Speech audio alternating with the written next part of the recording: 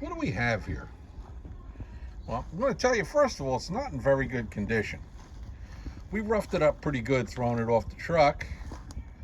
Some people are going to call this a condenser. Some are going to call it a condensing unit. Some people don't even know. Some people will call it an air conditioner. For us, we're going to refer to it as the condenser unit. Some of the stuff we're going to find in here, and none of it's really out of the normal. Got a pair of wires right here. That's where our thermostat was hooked up. Thermostat tells the contactor to pull in. You can see that little button there. Pulls in, energizes our unit. That's what makes the compressor and the condenser fan turn on. Now, this little beer cap thing,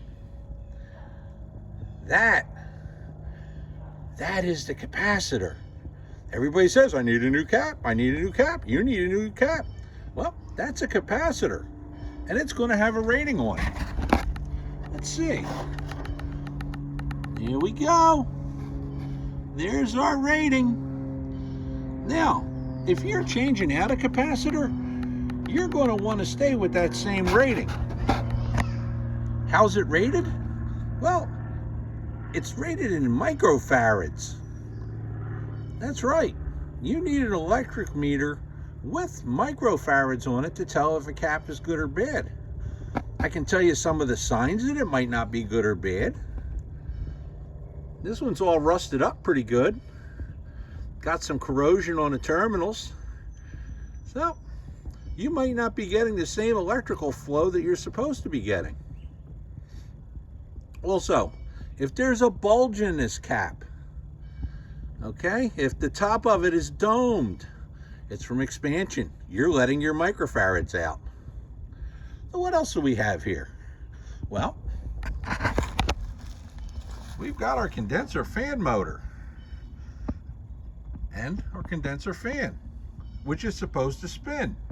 If it's not spinning, well, you've either got a bad cap or a bad condenser fan motor. What else do we have here? Way down in there, you see that rusty thing? That's your compressor.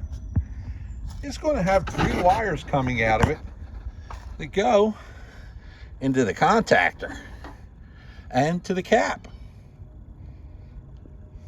Let's see, what else do we have? How about our actual condenser? That's right. This is a condenser coil. That's where the Freon goes shooting through. It comes out of the compressor as a liquid. Comes out this little thin line,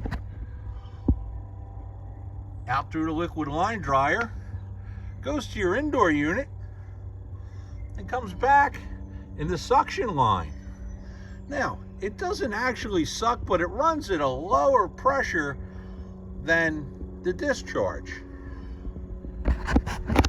So that is the basic parts of your outdoor condensing unit. Hopefully yours is in a little bit better condition than ours.